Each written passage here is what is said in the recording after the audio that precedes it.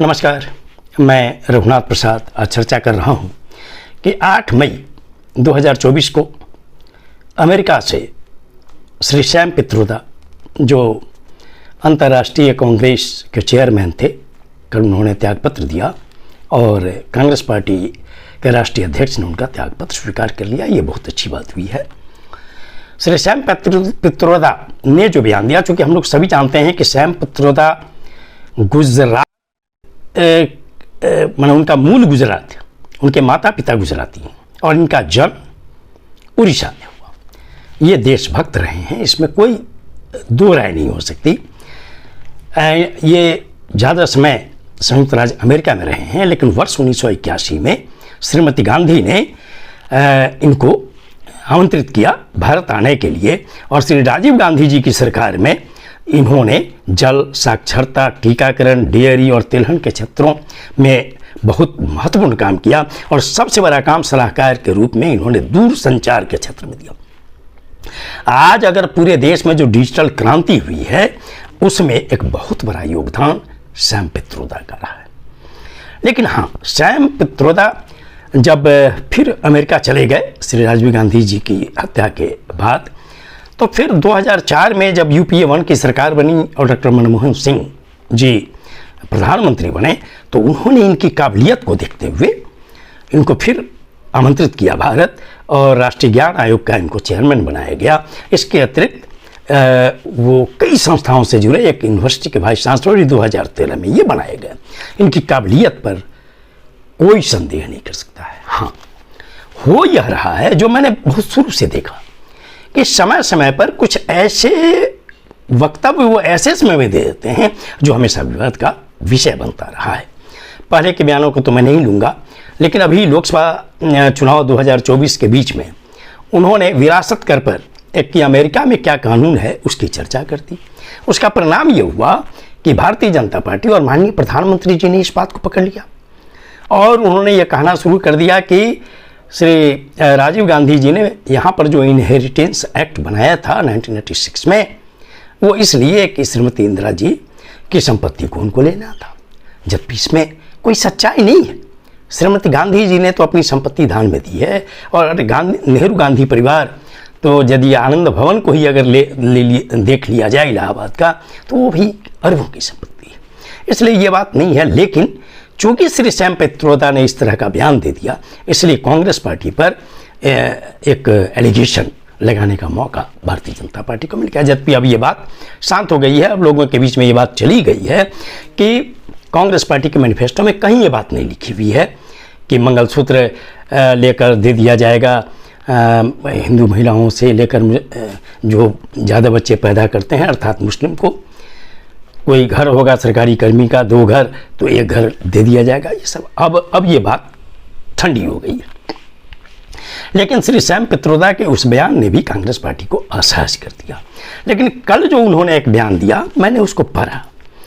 उसमें जो उन्होंने जो स्टेट्समैन को एक एक्सक्लूसिव इंटरव्यू दिया है, उसका सेंटेंस यही है इंग्लिश में कि diverse country where people East look like Chinese, people on West look like Arab, people on North look like maybe white, and people in South look like Africa। अर्थात ये है कि हम भारत जैसे विविधता वाले देश को एक साथ रख सकते हैं, जहाँ ये कह रहे थे कि जहाँ पूर्व के लोग चीनी की तरह दिखते हैं, पश्चिम के लोग दिखते हैं अरब की तरह, उत्तर के लोग शायद गोरे जैसे दिखते हैं और दक्षिण के लोग अफ्रीका की तरह दिखते हैं। ये कहना ये चाह रहे थे कि भारत विविधता से भरा हुआ देश है, लेकिन इनके कहने में जो इन्होंने एग्जाम्पल साइट कर दिया पूरब, पश्चिम, उत्तर, दक्षिण के लोगों के कलर को लेकर, ये इनकी भयंकर भूल है। ऐसा नहीं करना चाहिए था। उनको सिंपली यह कहना चाहिए था कि भारत विविधताओं से भरा देश है, विभिन्न संस्कृतियां हैं, विभिन्न भाषाएं हैं, विभिन्न पोशाक हैं, विभिन्न तरह के खान पान हैं और इस देश की एकता अखंडता के लिए यहाँ पर सभी लोगों में एक तरह का संभाव है और देश इस विविधता में भी सिर्फ एकता को प्रदर्शित करता है, कहना यह चाहिए था। लेकिन इन्होंने जो कलर से लोगों को जोड़ दिया, इसलिए निश्चित तौर पर माननीय प्रधानमंत्री जी ने इसे उठा लिया और कांग्रेस पार्टी भी असहज हो गई और कांग्रेस पार्टी को इन श्री सैम पित्रोदा के बयान से अपने आप को अलग करना पड़ा और कल ही श्री सैम पित्रोदा को त्यागपत्र देना पड़ा और त्यागपत्र श्री मल्लिकार्जुन खड़गे साहब ने एक्सेप्ट कर लिया। ये अच्छा स्टेप है कांग्रेस पार्टी का।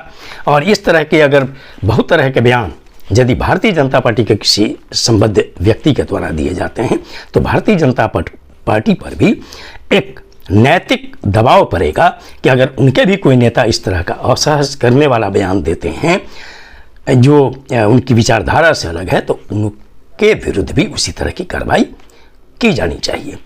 मैं पुनः अनुरोध करता हूँ श्री सैम पित्रोदा जैसे व्यक्तियों से कि बेवजह कोई ऐसा बयान नहीं दिया जाना चाहिए जिससे हमारे देश में इस तरह की बातें उठें। और ये चुनाव का समय है, चुनाव विभिन्न तरह की बातों से आप सच में कुछ चीज़ अच्छी बात कहना चाह रहे हैं लेकिन गलत एग्जाम्पल के कारण ये गलत दिशा में चला जाता है। देश की जनता अब इतनी समझदार हो गई है, चाहे वो शहर की हो या गांव की, वो हर मुद्दे को देख रही है और उन्हीं मुद्दों पर चुनाव अब बढ़ता हुआ नज़र आ रहा है। 3 फेज के चुनाव भी उसी तरह के मुद्दे पर हुए हैं और अगले फेज भी लगता है कि अब जनता के बीच महंगाई, बेरोजगारी, शिक्षा, स्वास्थ्य, ये सब महत्वपूर्ण मुद्दे हो गए। ये वीडियो आपको अच्छा लगा हो तो निश्चित तौर पर लाइक करें, शेयर करें। अब तक मेरे चैनल को आपने सब्सक्राइब नहीं किया, सब्सक्राइब करें, बेल आइकन को टच करें ताकि मेरे हर आने वाले वीडियो का नोटिफिकेशन आपको तुरंत मिल जाए। आप सभी लोगों के लिए शुभकामनाएं। धन्यवाद। जय हिंद।